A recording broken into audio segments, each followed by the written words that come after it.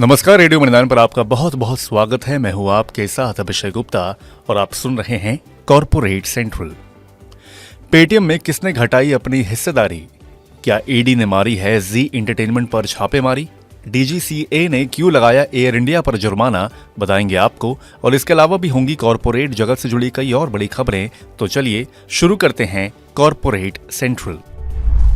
Japan के soft bank ने एक बार फिर फिनटेक स्टार्टअप्स की अगुवाई करने वाली कंपनी पेटीएम में अपनी हिस्सेदारी घटाई है। पेटीएम की ओर से स्टॉक एक्सचेंजों को दी गई जानकारी के मुताबिक सॉफ्ट बैंक ने कंपनी में 2% हिस्सेदारी बेच दी है। इस ताजा बिक्री के बाद पेटीएम में सॉफ्ट बैंक की हिस्सेदारी घटकर 5.06% रह गई है।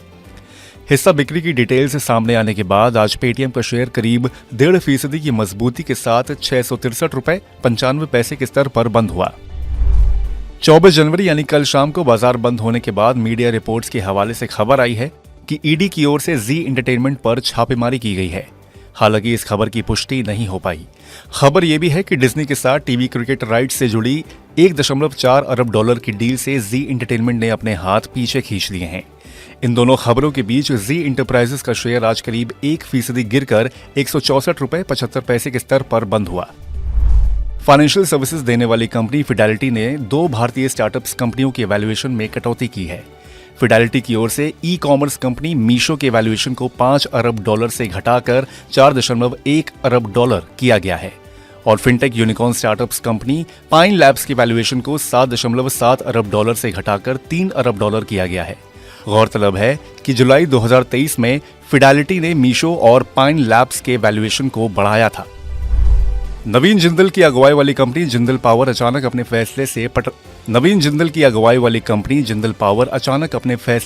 पलट गई है। असल में इस कंपनी ने लैंको अमरकंटक पावर को खरीदने की दौड़ से बाहर होने का फैसला किया है।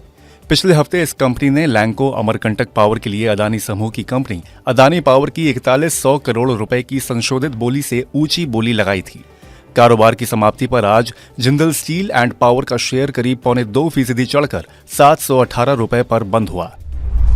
स्पाइसजेट के प्रोमोटर अजय सिंह, शारजाह की एविएशन कंपनी स्काई वन और एक कम लोकप्रिय कंपनी बिजी बी ने वीडियो समूह की दिवालिया एयरलाइन कंपनी गो फर्स्ट को खरीदने के लिए औपचारिक बोली जमा की है।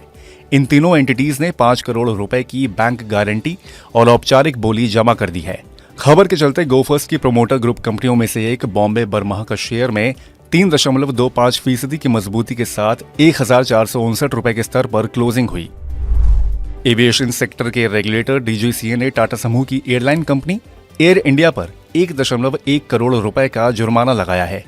ये जुर्माना चुनिंदा उड़ानों की सुरक्षा से जुड़े नियमों के उल्लंघन के चलते लगाया गया है। लीज पर लिए गए बोइंग B777 विमानों में ऑक्सीजन से जुड़ी ऑब्लिगेशंस को पूरा न किए जाने के चलते डीजीसीए ने ये कदम उठाया है। मैसगांव डॉक को रक्षा मंत्रालय से 1070 करोड़ रुपए का ऑर्डर मिला है। इस ऑर्डर के तहत कंपनी को कोस्ट गार्ड के लिए 14 फास्ट पेट्रोलिंग जहाज बनाने हैं। एडवांस पेमेंट मिलने के 20 महीने के अंदर इस कंपनी को पहले जहाज की डिलीवरी देनी होगी। नया ऑर्डर मिलने से मैसगांव डॉक के शेयर में आज करीब 0.5% के उछाल के साथ 2340 रुपए पर क्लोजिंग हुई। हालांकि दिन के दौरान शेयर 2477 रुपए 70 पैसे के स्तर तक भी उछल गया था। अब बात आईपीओ मार्केट की। नोवा एग्रीटेक के आईपीओ को निवेशकों से शानदार रिस्पांस मिला है। तीसरे दिन यानी कि आईपीओ में आवेदन देने की समय सीमा खत्म होने पर यह इश्यू 109 गुना ज्यादा भरकर बंद हुआ। नॉन इंस्टीट्यूशनल इन्वेस्टर्स यानी कि एनआईआई का कोटा सबसे ज्यादा करीब 224 गुना, रिटेल का हिस्सा लगभग 77 गुना और संस्थागत निवेशकों का हिस्सा 79 गुना से ज्यादा भरा है। 39 से 41 रुपए प्रति शेयर के प्राइस बैंड वाले इस आईपीओ से कंपनी की 143.81 करोड़ रुपए जुटाने की योजना है। तो आज के कॉर्पोरेट सेंट्रल में फिलहाल बस इतना ही। ये पॉडकास्ट आपके लिए तैयार किया है हमारे सहयोगी संदीप ग्रोवर ने। बाकी बिजनेस, पर्सनल फाइनेंस और कॉर्पोरेट जगत से जुड़ी और खबरों के लिए सुनते रहिए रेडियो मणिनाइन और डाउनलोड कर लीजिए हमारे मणिनाइन ऐप को। हमेशा की तरह मैं हूं आपके साथ अभिषेक गुप्ता। अभी लेता हूं विदा। धन्यवाद।